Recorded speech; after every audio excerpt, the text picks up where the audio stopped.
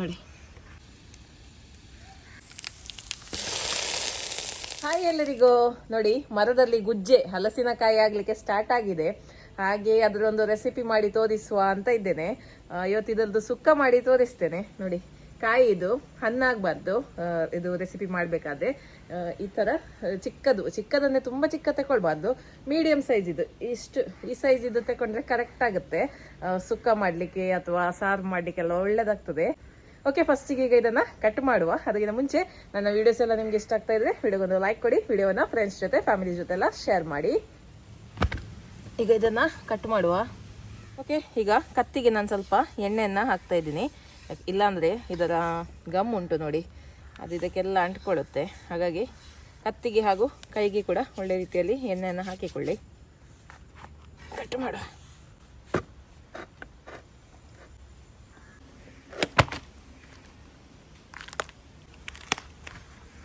ನೋಡಿ, full gum ಉಂಟು. ಈ ಗಮ್ಮನ್ನೆಲ್ಲ ತೆಗಿಬೇಕು. ಇದರ ಗಮ್ಮನ್ನು ತೆಗಿತಾ ಇದ್ದೇನೆ. ತೆಂಗಿನ ನಾರು ಉಂಟಲ್ಲ, ಅದರಲ್ಲಿ ತೆಗೆಯುವುದು.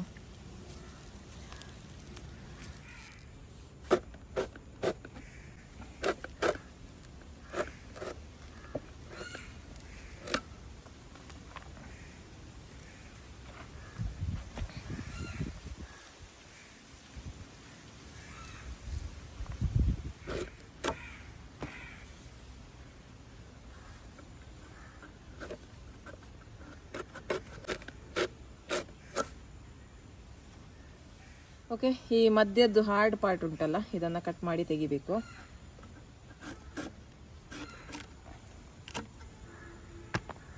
ಇದರ ಸಿಪ್ಪೆ ಕೂಡ ತೆಗಿಬೇಕು.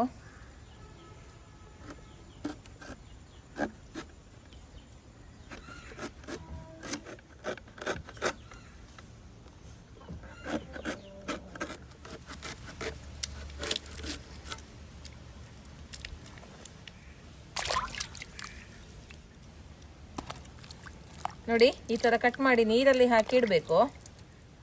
ಈಗ ಇದನ್ನು ಚಿಕ್ಕದಾಗಿ ಕಟ್ ಮಾಡಬೇಕು.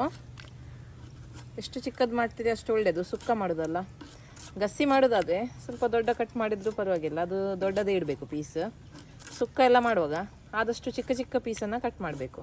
ನೋಡಿ, ಗುಜ್ಜೆ ಕಟ್ ಮಾಡಿ ಆಯಿತು. ಅರ್ಧ ಮಾತ್ರ ಇವತ್ತು ನಾನು ಯೂಸ್ ಮಾಡಿದ್ದೇನೆ, ಅರ್ಧ ಕೂಡ ತುಂಬ ಜಾಸ್ತಿ ಆಗ್ತದೆ ಆಯಿತಾ. ಓಕೆ, ಈಗ ಕಟ್ ಮಾಡಿರುವಂತಹ ಗುಜ್ಜೆಯನ್ನು ಚಂದ ರೀತಿಯಲ್ಲಿ ತೊಳೆದು ಬೇಯಿಸ್ಲಿಕ್ಕೆ ಇಡುವ.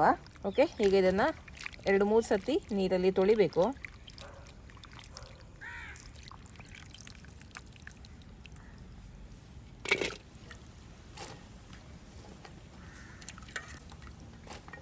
ಈಗ ಇದನ್ನು ಬೇಯಿಸುವ. ಸ್ವಲ್ಪ ನೀರು ಹಾಕಬೇಕು ಇದಕ್ಕೆ. ಇದು ಮುಳುಗುವಷ್ಟು ನೀರು ಹಾಕಿದರೆ ಆಯಿತು.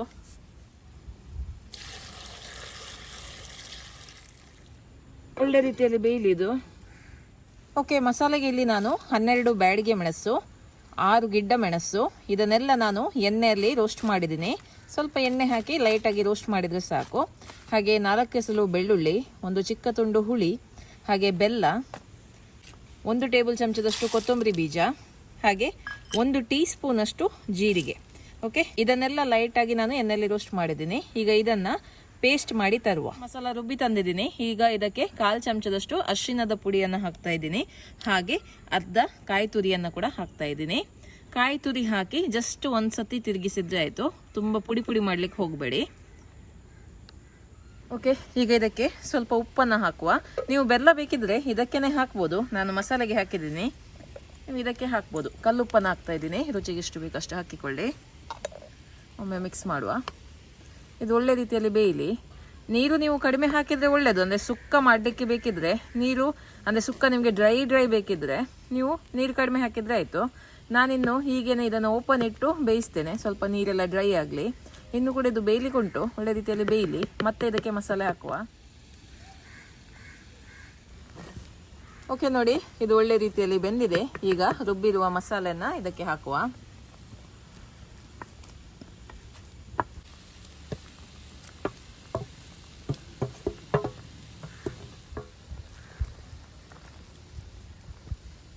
ನೀರೆಲ್ಲ ಸ್ವಲ್ಪ ಡ್ರೈ ಆಗಲಿ. ಓಕೆ, ನೋಡಿ, ಇದು ಒಳ್ಳೆ ರೀತಿಯಲ್ಲಿ ಡ್ರೈ ಆಗಿದೆ. ಇಷ್ಟಾದರೆ ಸಾಕು. ಈಗ ಇದಕ್ಕೆ ಒಗ್ಗರಣೆಯನ್ನು ರೆಡಿ ಮಾಡುವ. ಸ್ವಲ್ಪ ತೆಂಗಿನೆಣ್ಣೆ, 1 ಚಮಚದಷ್ಟು, 1 ಚಮಚ ಸಾಸಿವೆ ಹೊಡಿತಾ ಉಂಟು. ಜಜ್ಜಿಕೊಂಡಿರುವ ಬೆಳ್ಳುಳ್ಳಿ 7, ಸ್ವಲ್ಪ ಕರಿಬೇವಿನ ಸೊಪ್ಪು.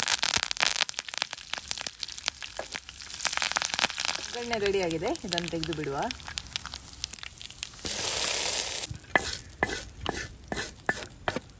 ಚೆನ್ನಾಗಿ ಒಮ್ಮೆ ಮಿಕ್ಸ್ ಮಾಡುವ.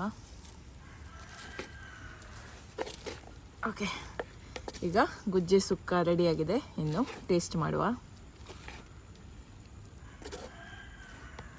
ಓಕೆ, ಗುಜ್ಜೆ ಸುಕ್ಕ ರೆಡಿಯಾಗಿದೆ. ಈಗ ಟೇಸ್ಟ್ ಮಾಡುವ.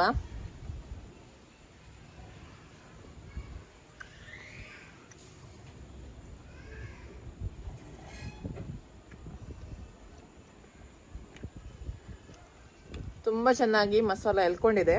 ಮಸಾಲೆ ಎಲ್ಲ ಕರೆಕ್ಟಾಗಿದೆ. ತುಂಬ ಕಾಯಿ ತುರಿ ಕೂಡ ಇಲ್ಲ, ಕರೆಕ್ಟಾಗಿ ಉಂಟು. ಸುಕ್ಕಕ್ಕೆ ಎಷ್ಟು ಬೇಕು ನೋಡಿ ಅಷ್ಟೇ ಕಾಯಿ ತುರಿ ಹಾಕಿ ಮಾಡಿದ್ದೀನಿ. ಮತ್ತು ಇದು ಹೆಲ್ತಿಗೆಲ್ಲ ತುಂಬ ಒಳ್ಳೆಯದು. ನಿಮಗೆ ಸಿಕ್ಕಿದ್ರೆ ಇದರ ಪದಾರ್ಥವನ್ನು ಮಾಡಿ, ಆಯಿತಾ? ಓಕೆ, ಇವತ್ತಿನ ಈ ರೆಸಿಪಿ ಇಷ್ಟ ಆಯ್ತಲ್ವಾ? ಓಕೆ, ಇನ್ನು ಮುಂದಿನ ವಿಡಿಯೋದಲ್ಲಿ ಸಿಗ್ತೀನಿ. ಅಲ್ಲಿ ತನಕ ಬಾಯ್.